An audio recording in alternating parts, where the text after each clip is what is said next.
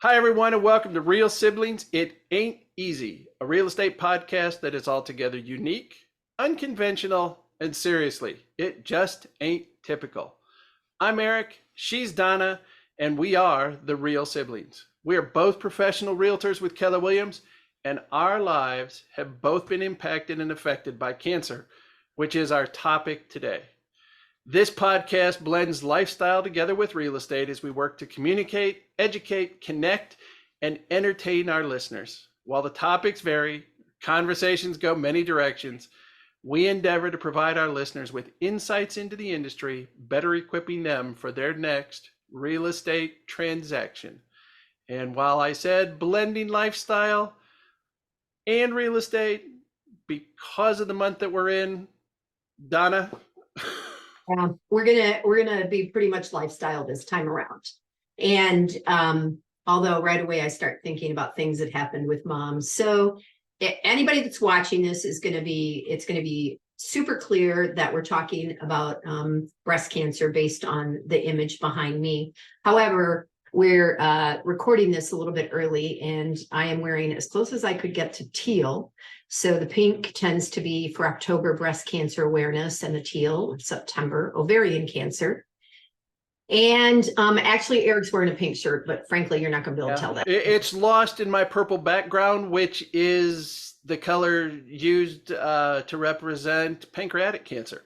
And we have had family and friends affected by all three. All of the above. And I don't know that anybody who would listen to this hasn't been affected one way or another, right? So so for me, the ovarian cancer piece was the first piece. And that was mom, right? Except that also her mom. So you had mentioned our maternal grandmother. Yes. Our paternal grandfather, our father, and our mother all have passed as a result of one form of cancer or another, although our father didn't want it on his death certificate. Do you recall that? I think it says complications from something. Pneumonia related to blood. Yeah, because the man didn't want to die of cancer. Because he didn't want to die of cancer and the non-Hodgkins lymphoma, which ultimately in for 3.5 months. Yeah, from the time we knew what it was, right? So for us, mom went away with dad on a trip and came back and didn't feel very good.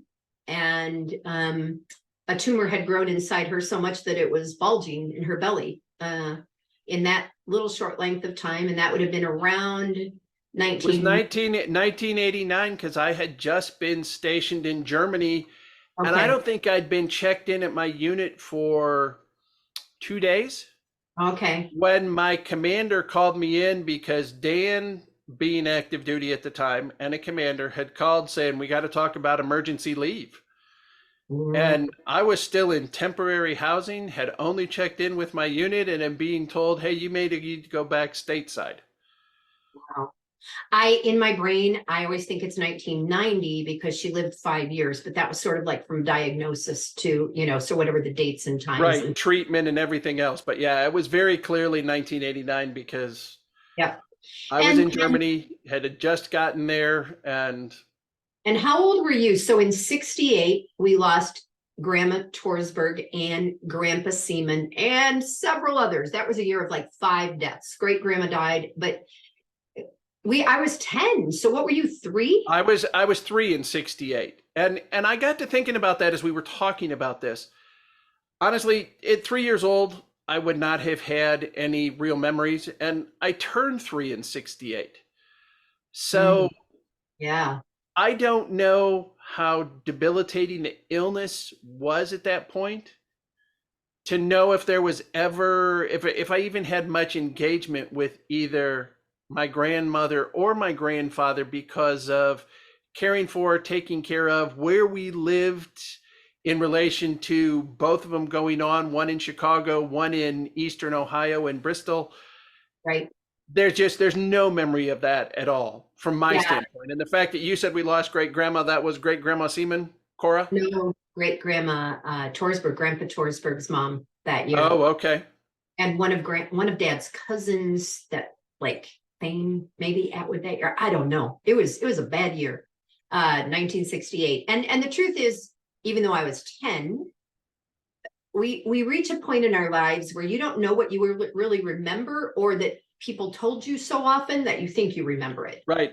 So I remember one time at a family reunion, we had that conversation and we asked what your earliest memory was of something. And Jeremy, our brother Dan's eldest, said something about being 4 years old. I don't remember beings about being 4 years old, like to pinpoint something. Now, maybe the fact that he was in 12 or 13 schools made his brain, remember things differently. But we just knew that grandma was sick. And I remember seeing pictures of her in a wig. I remember hearing words about treatment for ovarian cancer, and that's it, you know? And honestly, at 10 years old, you tell me in 1968, were they talking anatomy? You as a young lady, were you? It wasn't even in my radar to think about my own boobs or my own ovaries. We hadn't been through the classes in elementary school or anything like that, which is kind of an interesting topic to move forward to when mom was sick. So mom was diagnosed in 89, she died in 95. And this was at the same time that oh my gosh, Gene Wilder and oh my gosh, from Saturday Night Live, Gilda Radner. Gilda Radner. They were really starting to notice the familial link for cancer. And hers was ovarian cancer. Well, in the years that have gone since, first of all, this, I prophylactically had my ovaries and uterus removed when I was 31 years old, because I went from a risk of 16% to about 85% for ovarian cancer after them learning about the familial link. Right. And because it was both your maternal grandmother and your mom, and then you as the only Daughter. female child. Yeah. Yep. And I sometimes make jokes about the fact that might have meant I was going through menopause while I was raising my kids, which may or may not have affected their behavior and my behavior. I don't know. But even that piece of life, then, you were going to be on estrogen for the rest of your life. And then, no, you're not, because we found out that's not right. And then progesterone and all that. But Eric, the other thing that we've learned over time, and I want to skip to you as a man in a minute, but my mom was an only daughter and I'm an only daughter. And so, yep, I have mammograms. Yes, I do tests. But every one of our Grandma Torsberg's sisters has had or died of breast cancer or ovarian cancer. Only Janie is still living at probably about 88 or 89 years old, because she was around mom's age. And she has had both and survived both.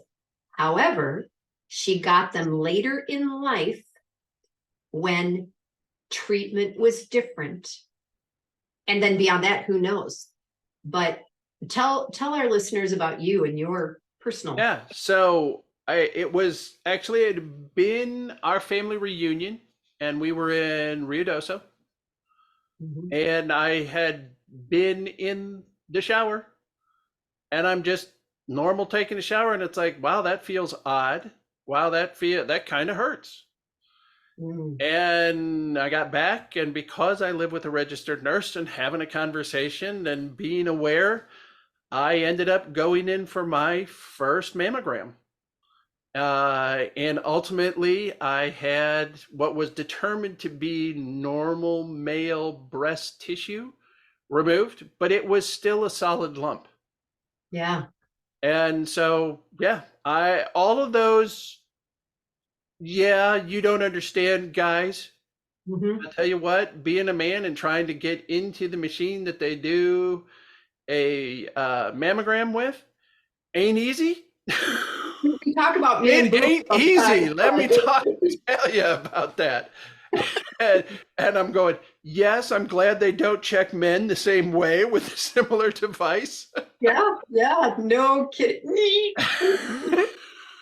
Oh, there's a whole image. Whoa. Yeah, so eyeballs popping kind of thing. But it was the fact that they did find something, that I was aware enough of it in checking out my Your own own, body just in the course of showering and going, something doesn't feel right. And of right, course, that goes to the fact that I share those same genetics. right. And let's pass back to you, because now your Yep, youngest son, Caleb, yep, also a cancer survivor at this point, yep, yep. as well as potentially a carrier. Yeah, yeah. He actually told me the other day, and he might not want me to even share this, but he's been told that, we know that both of his brothers could potentially be a carrier of the same thing.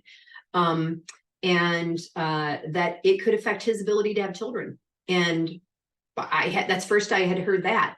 So when Caleb, Wow, I yeah, didn't know that. literally this was 2 or 3 days ago. So he was sick. We didn't know if he was going to live or die, and he had a huge tumor removed and went through this whole process, and it was a neuroendocrine tumor. And as a result, his doctors in Denver wanted to know if I carried the BRCA2 gene. Okay, I had never had the test because after the familial link, I was like, pretty sure you don't have to tell me this, but pretty sure I do. Well, me saying that isn't good enough for a doctor. So I went, and at that point I was paying for it. It was a $5,000 to $6,000 test, Eric. And because I didn't have a doctor tell me to do it, it was this other story. Originally, I got the bill, and I ended up writing to the physicians that were approving the insurance or not approving it, and telling them all the history that we've just talked about in as kind of words as I could, but saying essentially, you're nuts to not cover this. And they covered it. And of course, I tested positive. So then those details were sent on to Caleb's doctors in Colorado. And he's in a position where he didn't have to have chemo or radiation. And this particular tumor, there's a bunch of varieties of it, and he could have recurrences, and he has to have PET scans. But he's really a miracle, in my opinion. Well, and let's just claim double miracle, because the original diagnosis began because he went in for x-rays for COVID, right? This was For a blood early clot. Yeah, 2020. 2020, before we had vaccines. Yeah, yep. Right. So he had gone in, was having some lung issues and being related to being in the school and working at the school at that point. Mhm. And that's where he got his cancer diagnosis, because of what showed up on the x-rays From testing COVID. for COVID. So at the same time, he was identified as having COVID. He was an early Oh yeah, he was super sick with COVID. Yeah, COVID. So yeah, one of those, I guess you could say, cancer survivor, because of getting ill with COVID, and how the yeah, world we live in, what's the irony of that? yeah, yeah, And then, so the ovarian cancer, the breast cancer link, and the fact that, as you said, all of our grandmother's sisters, yeah, but Janie, yeah, had similar issues. There's a link between those two. yep, yep. The fact that I ended up developing A lump of a some lump sort. as a man. Mhm. Um, and then we switch and we look at our dad. And as I recall, dad called us. I don't know whether he called us first, but because of his bloody nose, Right, on his birthday in right. 2003, which would have been January 7th of 2003, Yep. it's like, He didn't yeah, feel good. Dad, it's not normal to just have a bloody nose out of the middle of nowhere. Yep, Get in to see a doctor. yep. And from there, the diagnosis, the treatment, the surgeries, the everything else, from January 7th of 2003 to April 16th of 2003, was his entire span of care, treatment, diagnosis, care, treatment, ultimately passing as a result of non-Hodgkin's lymphoma. And that's one of those things. It's like, oh, you have lymphoma. No, you have non-Hodgkin's lymphoma. So mentally in my head going, oh, there's a qualifier there. It must not be as severe, right? Right. Oh, yeah. Yeah. You're going, oh, well, that's non-Hodgkin's lymphoma. That's not a big deal. Yep. Yep. And he was talking to me, dad built us lots of things. He had made those little, I'm looking at one, hexagon tables that look like the beehive. Oh, it's hexagon, one, Right. two, three, yeah. Out of different kinds of wood. But that originally was a plant stand that he cut down to make those tables. And he was going to make me another plant stand. And so he was looking at magazines when he was first sick in the hospital to do this. And I remember when we flew back, and you all know this, I said I wasn't going to cry. That's all right. This is one where it's expected. This is a tough. I never got to talk to Dad, because from the time where he was went intubated. Yeah. And we think that he recognized me based on a, kind of look on his face. But I also had a cold. I was kind of sick, and they didn't really want me hanging around the doctor's office. And I remember asking his doctor, is he always going to have to be on oxygen? And she said, let's see if he lives through the night. And I was like, whoa. Yeah. Yeah. Yeah. It all happened so fast. And as fast as that seemed like it happened, I'm talking one side of my family, our family, the biological side. Yep. But it's been 10 years that I lost my father-in-law. And with him, we got the diagnosis. We headed to Mississippi, and 17 days after the diagnosis, I was doing his eulogy and coordinating his memorial service and funeral. And my friend Steve just that was one of those that, because it was so intimate and so quick and so many people coming in. Yeah. Because I'm like you, we love with food. Yeah. And I cooked the last meal he ever had. Chicken, peas, potatoes. And it was after that he got into bed, and we never got him back up. Wow. And it's it again, as we talk about this, there may be people out there who it's heart trouble, or it's this or that. And I have joked about the fact that I've had so many surgeries that I have very few body parts left to donate and give away. Right. But I think that from a breast cancer perspective, there's a little bit of a lighter side for me at this point, and that's important for me to note. So I have a new PCP now that I'm on Medicare, and I'm having a regular mammogram, but they also, because of the history, want me to have MRIs every other 6 months. So 6 months mammogram, 6 months MRI. But there's a bell curve for the kind of norm of when you might get something. And I'm on the other side of the bell curve. So when the other side, meaning you're on the downside now. You're no longer on the upside to the peak, right. And where right. Oh, you're down outside and outside the Yep. And the curve. So I think they're required to tell you when they're giving you this genetic stuff that you can prophylactically have your breasts removed. And, there's a piece of me that's like, man, I've already had so many pieces given away. I'm not going to do that if I don't have to. And then the doctor said, well, the truth is that, you're in pretty good shape based on where you are on this bell curve. And I'm like, okay, we're sticking with that, and I'm counting that as a blessing. But at the same time, they said to me in reading the results that they are 99% certain that me removing my uterus and ovaries at age 31 saved my life. Well, and to put that into context, you are now how old? 65. And Mom passed away after her 62nd birthday. And right. Her mom had lived to her 63rd birthday.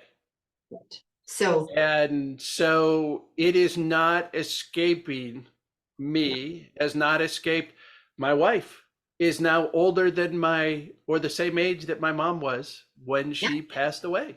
Well, and I remember having a conversation with Dan that we both thought about the fact that we have outlived mom, and shortly Dan will have outlived dad. Yeah. And I, God willing, right? And I, it's weird. So from a lifestyle perspective and combining it with genetics, there was a piece of me, and finances, right? How much money do I need for the rest of my life? Well, the truth is mom and dad died young. I didn't know if I'd be around. So now that I am around, I'm like, holy God, I need to save some more money, But at the same time, we've talked about my travels and the trips that I take. I don't want to ever spend my life waiting for this future that might never occur. I want to enjoy every minute that I can, right? Do my best to take care of my health, have all the checkups that I need to have, do all of those things. I mean, they ask me, I'm just going to say this because people get colon cancer. When was the last time you had a colonoscopy? I'm like, when I turned 50. And his eyes got real big. He said, well, do you have a favorite gastroenterologist? And I'm like, it's been 15 years, so no. Yeah, check that box. It's like, you're my favorite. I'm coming back to you next time I need to have somebody do this.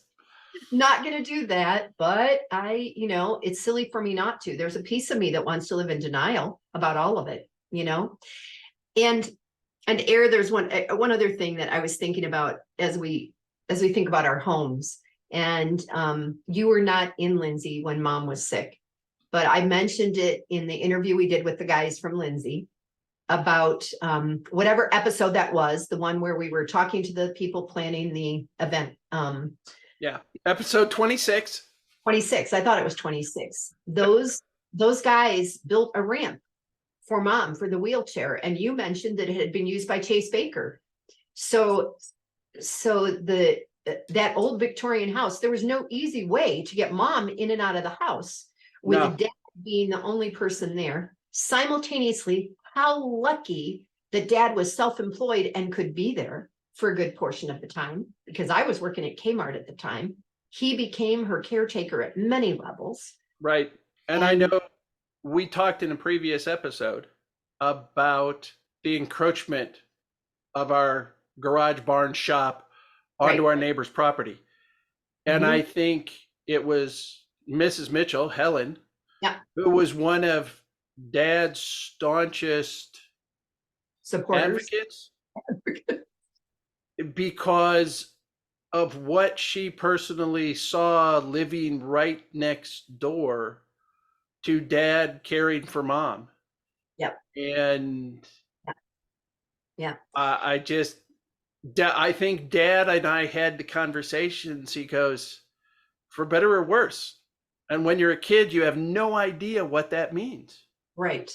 When you're standing there and you're exchanging vows, and it's the typical for better or for worse, for sickness and in health, and it's like, okay, sickness, we know you're going to have a cold and a runny nose, and I'm okay with that. Yeah. You don't understand what sickness is, and the fact that he rearranged the dining room, put the hospital bed in there. Yep. About the only thing mom would not let him do, as I recall, was shave her legs. She still did not like, and the last time I visited, the ramp was installed the last time I had a chance to visit mom. At that point, I was working out in California. Oh, okay. And I got notified I was working in California when she passed away. But my last visit going back to Ohio, the ramp was installed and I pushed her around town. Well, that night too, mom was still at a point where she was getting up out of the bed, excuse me, and going to the bathroom, and she fell. And Dad couldn't pick her up. I was there at the house, and she was at that area coming right there, the narrow where the two doorways disconnect and go out to the kitchen, that's where she was on her back. And I came downstairs and I put my arms around her and she put her arms around my neck. And it's like, Mom, all right, this is what we're going to do on 3. And she was able to kid Dad a little bit about it because I stood her up and she's like, wow, what's your problem?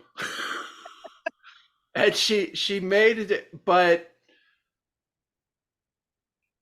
it was Dad 8 years later. We were back for spring break to see him. Yeah. We had gone out east to the hometown. We went to Middlefield. We had gone to Mespo Hill, and we went to the old Atwood house, which is now the Mueller's house. And again, another episode, we talked about what is a generation, 20 years. It was the 3rd or 4th generation of Muellers that were already in the house since Uncle Thane and Aunt Jessie had passed away, and that became part of the family. He fell in the parking lot. Oh, wow. And I had to do the same thing with him. And I stood him up and he goes, I remember you doing this with your mother. Was that between January and April? Yes, we went back to spring break, so it was March. It was only weeks. But we had taken that trip and we went back there and he fell in the parking lot at the hotel we were at out in Eastern Ohio. And like I said, I picked him up and he was. Yeah. It reminded him of that night with Mom. And he said, those shoulders have done it for both of us now. Wow. Kind of thing. So. Eric, one other thing that since I was just back in Ohio and I stayed with Ernst and Carolyn, because I was living in Ohio and I was working at Kmart, and I would stop and see Mom either in the morning or the afternoon, coming or going briefly. And again, grateful I was close by, grateful that Dad was there to help take care of her. And then I would sometimes help her in the bath or, something like that. But Carolyn sold Mary Kay products at the time. And Carolyn would come to Lindsay while Mom was in the hospital bed. And she would sometimes do Mom's nails or something like that, because Mom always had really pretty nails. She had beautiful hands. When I mean, you got a lot of Mom's jewelry. Yeah. But I got the wedding bands. Yeah. And Jeannie still wears Mom's wedding bands because when I remember seeing her hands, and it's like, she slid it on like it was made for her. Yeah. That's because awesome. she had such small, petite hands. So those pieces we get to carry with us. Yeah. I've got a brother and a sister-in-law. Most recently, my brother-in-law diagnosed with lung cancer. And so now we're starting lung cancer with him, and his next older sister has been 6 years now. Wow. That her diagnosis from non-whatever squamous cell, which is lung cancer. When Dad had remarried and with Lonnie and calling her Oma, it's like, well, that's the only Oma we like because of lymphoma and glioblastoma, and since so many cancers end with Oma. Wow. And of course, that's German word for grandmother, Oma and Opa. It those things that you remember, you hang on to, and good memories, sad memories, poignant memories. I don't know which way, but I guess summing this up as we've been talking about this is that there's not a single one of us, he said, who isn't some way, somehow, some family member themselves aren't dealing with. Don't be afraid to ask questions. Get yourself checked. Do the exams you need to do. Get treatment if you need it. And if one of these areas has specifically impacted your life, then find a website and donate. Yeah. What you just said is exactly what I was thinking. That there's a piece of me that doesn't want to know. There's a piece of me. Nobody does. Nobody wants to hear it. No, I know my blood pressure's good. I know my cholesterol's good. I don't want to know about some of the other stuff.